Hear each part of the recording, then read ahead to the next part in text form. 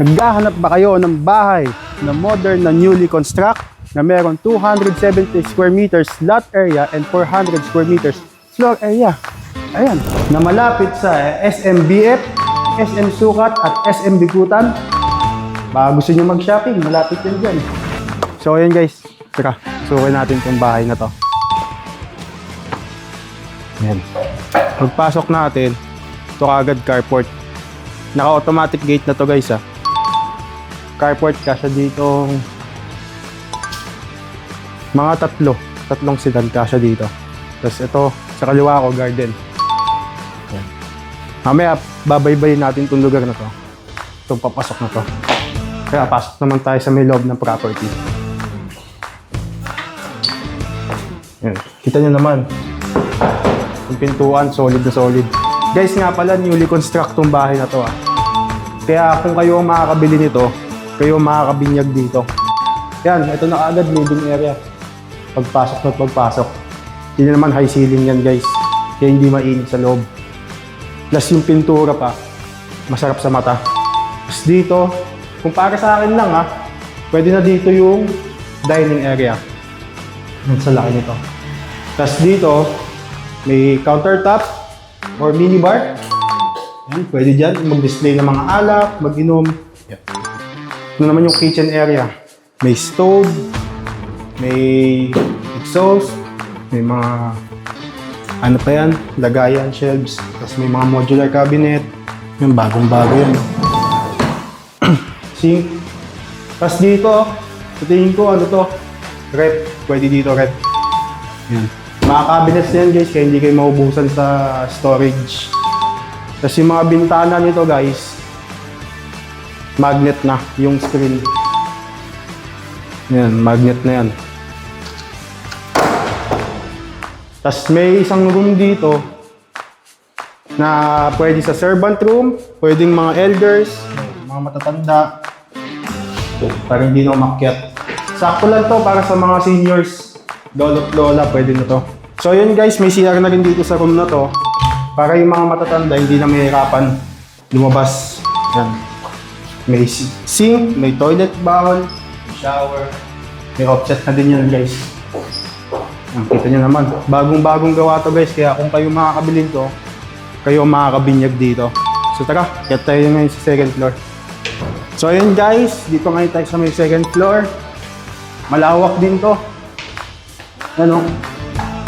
Malawak yan guys, pwede kayo maglagay ng mga couch dito, kaya lagyan nyo ng TV, pwede kayo dito manood. Tapos dito, pwede kayong tumingin sa baba. Kung ano mga nangyayari sa baba, kung may mga party kayo, pwede yan dyan. Tapos may room dito. 3 room dito sa second floor. Ito, sa tingin ko, master's bedroom to. Kasi malaki. Yan. Malaki. Pwede kayong maglagay ng mga couch dyan. Tapos dito, higaan. Ganda, maganda pagkakagawa dito guys. Ito din naman para kayo nasa hotel. Yan. Tingin ko master's bedroom tong kwarto na to. So yun guys, tignan ngayon natin yung mga kwarto dito sa second floor. Ito. Tapos natin yung masters. Ito naman, pwede ito sa mga anak nyo. Yan. Pwede dito higaan. Tapos ito, pwede gawing study room. Yan. Tapos ito, CR. Para hindi na bumaba yung mga anak nyo pagka nasa CR. May sink, may toilet, may shower. Meron na rin yung bintana para hindi mainitan sa loob. Yan. Tapos ito yung isa pang room. Ito medyo malaki-laki. Yan. Ganun din. Sa tingin ko pwede dito lagyan ng higaan. Tapos kung ano man pwede nyo ilagay dito, computer or kung table. Yan. Pwede. May mga cabinets na rin yan. Tsaka may mga bintana na din. Siyempre, may sariling CR na din yan guys. May sink. Ito, bagong-bago pa. Toilet, may shower. So ngayon, ito, dito tayo sa garage. Yan, tulad ng sabi ko kanina, kasya dito mga 3 sedan. Tapos itong access na to, yan, paikot yan, pupunta dun sa kabila. So itong storage na to, pwede itong paglagyan ng ng mga gamit. Or kung gusto nyo generator, yan, pwede yan dyan.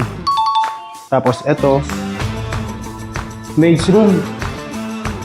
Yan. So, pwede ito pang maid's room. May sariling CR na din to guys. May sink, may toilet, shower lalagay. May mga cabinet. Pwede yan sa servant room. Tapos ito, access to papuntang kitchen. Yan, papuntang kitchen. Tapos ito, sama na sa benta to, water tank para hindi kayo maubusan ng supply ng tubig. Tapos dito naman, dirty kitchen. Kung gusto nyo mag-ihaw, magluto, pwede dito. Ayan. Paikot tong access na to guys. Pwede kayong mag-laundry dito. Maglagay kayo ng washing machine. Pwede kayong maglaba dito. Ayan. Sampay. Kasi ito yung access palabas ng garden. Ayan. Ito yung pintuan papasok ng living area. So ayun, kung interesado kayo sa property na to, wala na kayong ibang i-message pa. Man, Sir Vico. See you on the next video.